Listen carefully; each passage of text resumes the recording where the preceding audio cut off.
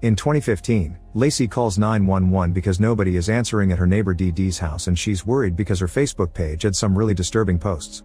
While the police get on their way, Lacey's mother Mel enters Dee Dee's house through a window and finds a disturbing sight. Minutes later the detectives come in and find Dee Dee dead on a bed, but the daughter is nowhere to be found. This all started 7 years ago. Dee Dee lives with her sick daughter Gypsy, who is wheelchair-bound. After the devastation caused by Hurricane Katrina in 2005, Habitat for Humanity gets them a new home in Missouri in 2008 and they get interviewed for it. Gypsy tells the camera that her mom is her best friend. Because of Gypsy's condition, they have a very strict routine. Dee Dee regularly shaves Gypsy's head and prepares dinner by blending it and injecting it into Gypsy's stomach through a tube. When it's time for bed, Gypsy uses a sleep apnea machine, and once the girl is asleep Dee Dee takes a medicine called Sleepy Baby from a closet full of meds. They also sleep on the same bed. The next day, their neighbor Lacey visits Gypsy and offers her a makeover. While they have fun together, the girls bond, but Dee Dee is always spying on them.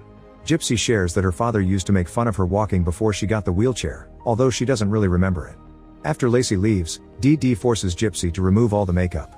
The next day, they go out for a walk and meet the other neighbors. Dee Dee chats with Mel and keeps on mentioning how hard it's to take care of Gypsy because she has paraplegia, epilepsy, anemia, and a heart murmur. At that moment Lacey offers Gypsy some soda but Dee Dee rushes to stop her, informing everyone that Gypsy is allergic to sugar. Sometime later at the mall, Gypsy asks her mom for a necklace and Dee Dee steals it for her. At the last moment, she notices Mel saw everything. Later Dee Dee tries to explain herself to Mel, but she doesn't take her seriously. While Dee Dee is away, Gypsy uses her mom's laptop to look for things like boyfriend kiss, making sure to delete the browser history when she's done. Dee Dee worries about her reputation if Mel decides to talk, so she decides to throw a party for all the neighbors. Gypsy gets to meet other teenagers and Dee Dee talks to every single neighbor to befriend them, but Mel still doesn't buy her friendly act. While Dee Dee tries to win Mel over, Gypsy grabs a cupcake and eats it, but Dee Dee sees her and rushes to inject her with an EpiPen before leaving for the hospital. Moments later, Gypsy overhears Dee Dee having a strange talk with the doctor. When they leave the hospital, Mel shows up to give Dee Dee her forgotten wallet and finally understands the terrible circumstances that her neighbors are in, so they agree to leave bad decisions in the past and have a fresh start. That night while Dee Dee is asleep, Gypsy leaves the bed, revealing she can actually walk. Remembering the conversation with the doctor, she goes to the kitchen and eats some whipped cream with an EpiPen ready, but nothing happens. She isn't allergic to sugar at all and her mother has been lying about it.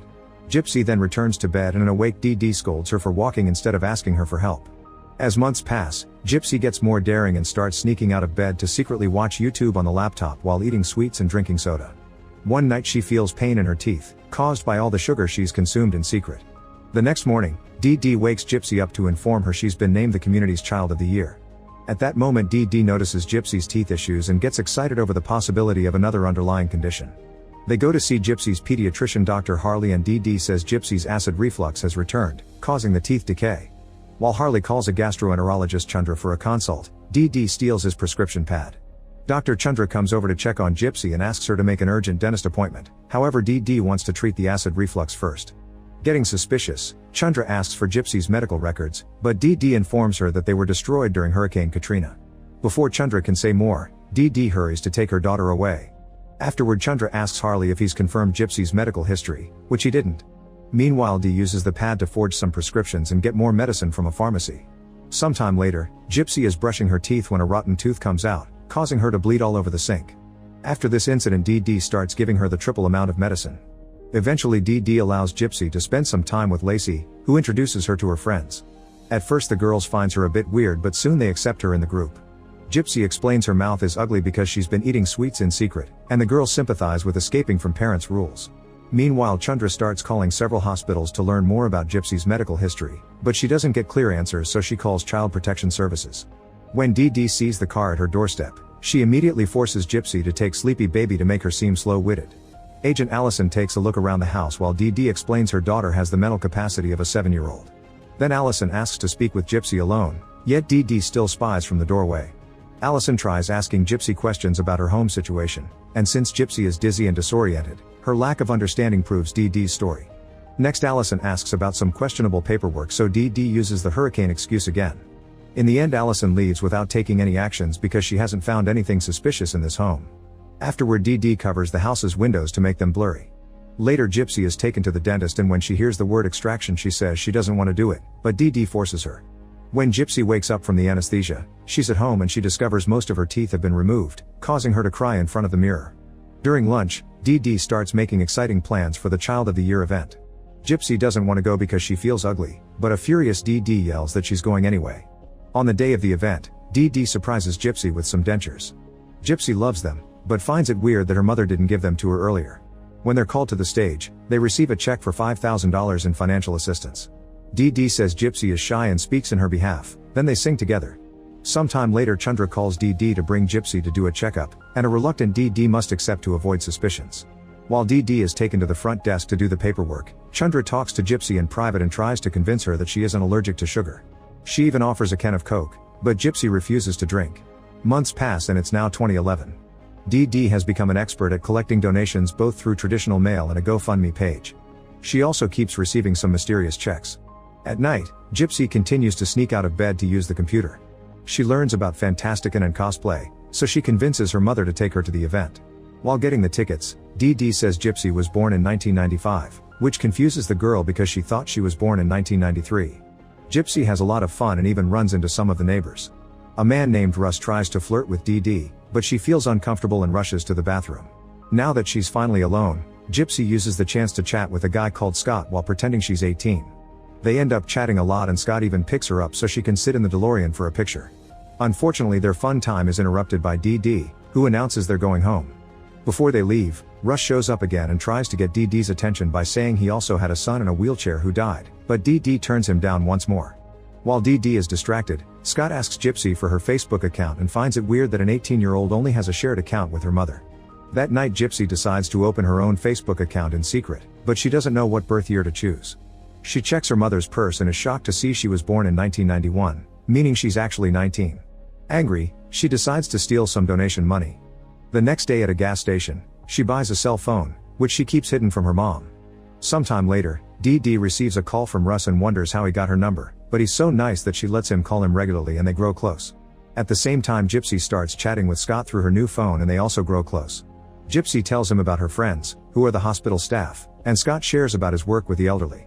One day Scott even sends her a wig through mail and Gypsy gets to the mailman before her mother could see it. Now she can privately pretend she has beautiful hair. After a whole month of friendly conversations, Russ offers to help Dee Dee around the house and with Gypsy. Dee Dee doesn't take it well and immediately hangs up. Meanwhile Gypsy goes outside to use the phone and is seen by Lacey, who agrees to keep her secret. Gypsy shares her secret Facebook username and tells Lacey she met Prince Charming, so Lacey believes Gypsy may be just playing around. That night, Gypsy receives a message from Scott informing her that he's in the emergency room and won't be able to text. Worried about him, Gypsy puts on the wig and leaves the wheelchair behind to visit him. At the hospital not even Harley recognizes her. Scott is shocked to see her walk and after Gypsy asks her to keep the secret, she starts talking to him like her mom does, which is very infantilizing. When she hears they haven't given him medicine because he's been drinking, she says he doesn't have to tell the truth if he's sick. At home, Dee Dee wakes up and freaks out when she notices Gypsy is gone. She finds a note in which Gypsy says she ran away with her Prince Charming and signs with her real age. When Scott is released, he goes home and Gypsy comes along. She keeps saying she'll take care of him and they share a kiss. At that moment someone knocks on the door. It's Dee Dee, who has come to pick Gypsy up. At first Gypsy refuses to go, but when Dee Dee starts saying she's having an anxiety attack, Gypsy agrees to leave. On her way out, Dee Dee tells Scott that Gypsy is 14. As soon as they get home, Dee Dee gets rid of the wig and forces Gypsy back on the wheelchair. More time passes and it's 2013. At the hospital, a doctor tells Dee Dee she has type 2 diabetes and must receive daily shots. Dee Dee asks the doctor to reach Gypsy how to help her with the shots, that way she's making her health dependent on Gypsy staying home. When Gypsy's birthday comes, Dee Dee insists Gypsy was born in 1995 and that 1991 was a printing error. As a gift, Gypsy receives a pair of guinea pigs. Later Lacey visits Gypsy and mentions she met a guy on a Christian dating site. Curious, Gypsy asks her to show her the website. Meanwhile Dee Dee gets a call from Gypsy's father, who wants to wish his daughter a happy birthday. He seems a sweet guy, which proves Dee Dee's stories about him being uncaring and having abandoned them are another lie.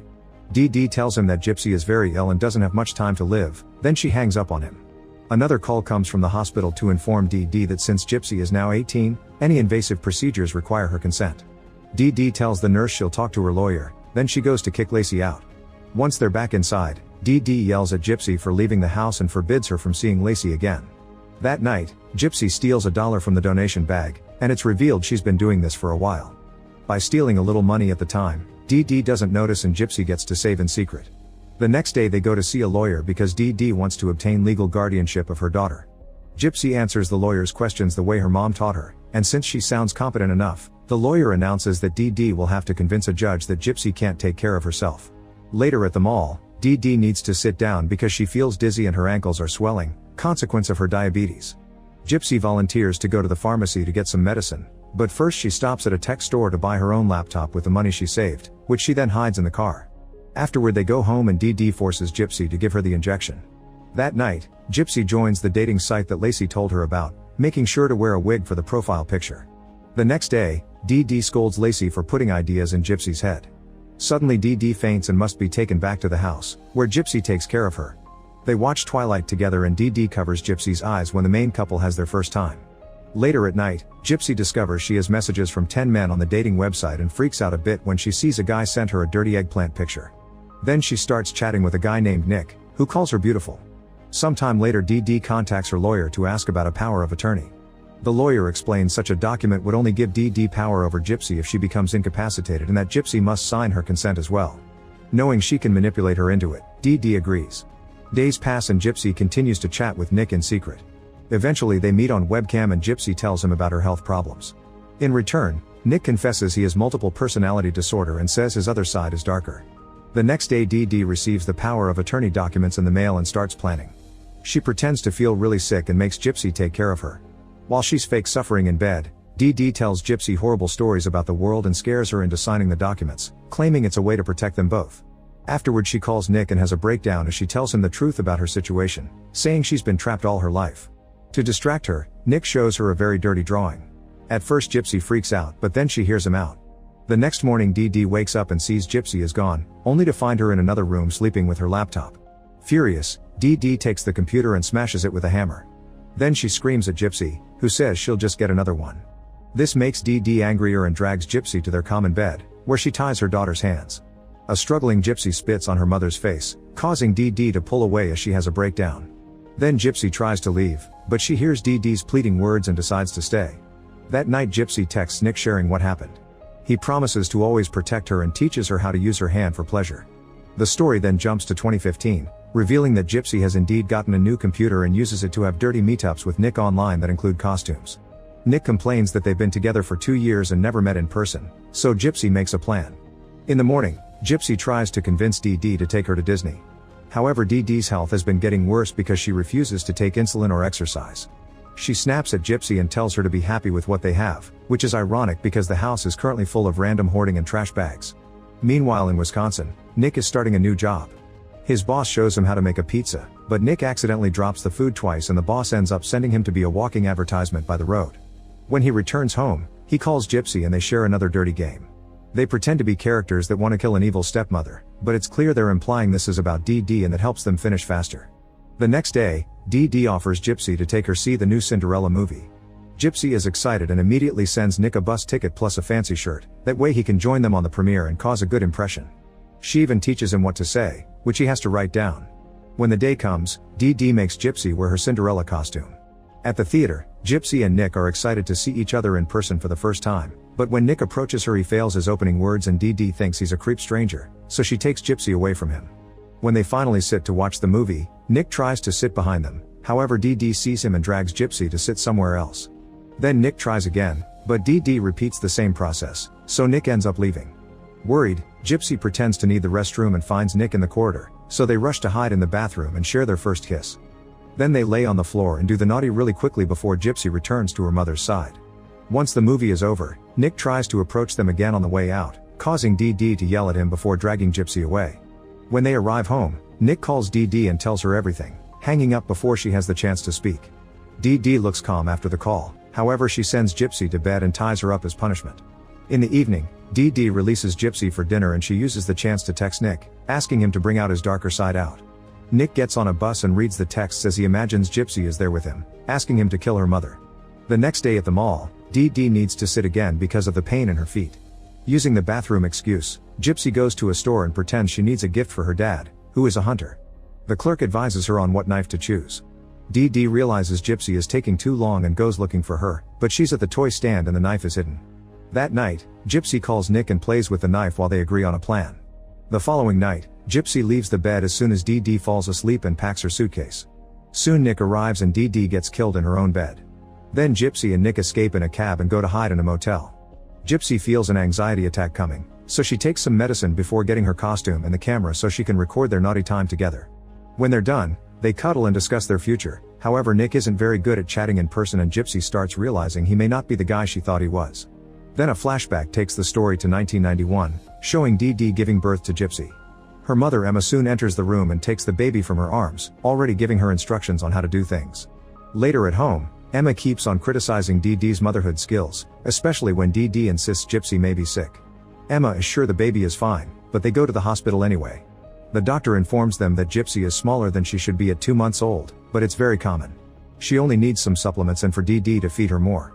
Even while the doctor talks, Emma tries to control the conversation. In 1993, the cops come looking for Dee Dee and arrest her for check fraud. Emma brings Gypsy over so she can watch her mother be taken away. Later in court, Dee Dee gets sentenced to 6 months in prison. She tries to say goodbye to Gypsy, but Emma doesn't let her. In prison, Dee Dee sends letters to her daughter, but never receives anything in return. When Dee Dee is finally released, she rushes home but Gypsy starts crying when she sees her. It's clear that Emma hasn't been following Dee Dee's instructions and she even says Gypsy has been happier with her. Later Dee Dee insists Gypsy is sick, but Emma assures her the baby is fine and proves it with a thermometer. However, Dee Dee thinks Emma wants to make her look like a bad mother and secretly gives her some medicine. In 1997, Emma's health is deteriorating. She's wheelchair-bounded and depends on Dee Dee for most things, yet she refuses to go to the hospital. Eventually a doctor comes to see her and informs Dee Dee that her mother's pain tolerance has failed, so she only has a few days to live. The doctor calls Dee Dee a saint for taking care of an old person and a child at the same time, which Dee Dee really appreciates. Afterward Emma calls for Dee Dee, but instead of helping, Dee Dee turns up the volume on the TV and watches a movie with Gypsy. Later Emma starts to struggle to breathe, so she tells Dee Dee that she made it impossible for her to live, then she dies. Hurt by such words, Dee Dee runs to Gypsy and promises she does love her. Sometime later, Gypsy wants to play on the trampoline with her cousins, but her mom doesn't let her. As soon as Dee Dee is distracted, Gypsy runs outside and plays on the trampoline anyway. Unfortunately she slips and falls on the ground, where she doesn't move. Dee Dee runs to her side while her sister calls the ambulance. When Gypsy is released from the hospital, she's on a wheelchair, and Dee Dee makes her stay on it even though Gypsy is better now. A few days later, Dee Dee announces she can't buy her mother's house, so they have no choice but to leave. Back to Gypsy and Nick, they check out of the motel and go to have breakfast. When 2 cops enter the diner, Gypsy begins to panic because they still have the knife. She tries to take the anxiety medicine and accidentally drops the bottle, so a cop picks it up for her and reads Dee Dee's name on the label. Then the couple decides to mail the knife to themselves in Wisconsin to avoid security checks. When the couple makes it to the bus station, they discover that Nick didn't reserve a seat for Gypsy too.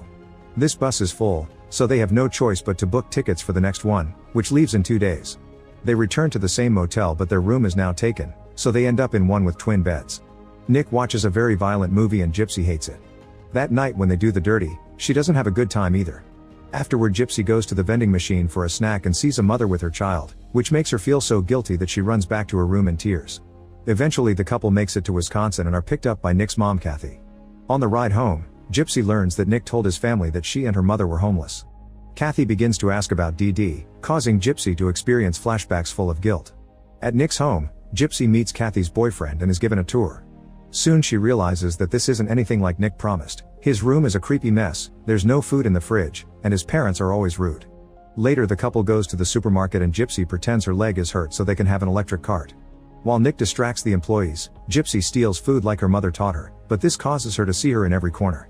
When they return home, Kathy asks about Dee Dee again and the guilt is so strong that Gypsy rushes out of the room. She asks Nick for medicine, but they don't have any. Gypsy cries as she reveals she wants to go back, saying they could live in her mother's house after the body is taken away.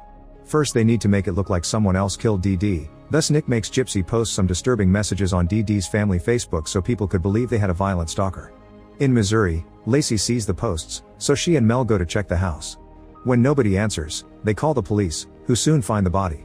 In just a few minutes, they trace the Facebook posts to Wisconsin. Back to the couple, they receive the envelope with the knife and Gypsy asks Nick to show her where the lake is so they can get rid of it. However, Nick says it's too dark to go now, causing an argument. Their fight is interrupted by Kathy, who forces them to join dinner. That night, Gypsy finds a note in Nick's room with instructions on how to treat a girl right, confirming everything she saw online wasn't the real Nick. At that moment the cops surround the house and Gypsy panics, so she hides with Nick in the closet and they agree to tell the truth because they didn't do anything wrong. A SWAT quickly comes in and arrests them both. Later at the station, Gypsy pretends she didn't know her mother was dead and starts to cry, although the detective doesn't buy it. In another room, Nick tells another detective that he did stab DD so he could run away with Gypsy, clarifying it was her idea. Kathy is also talking to the cops, explaining Nick has a history of mental illness and that Gypsy probably manipulated him. In the end both Gypsy and Nick are sent to jail until it's time for the trial.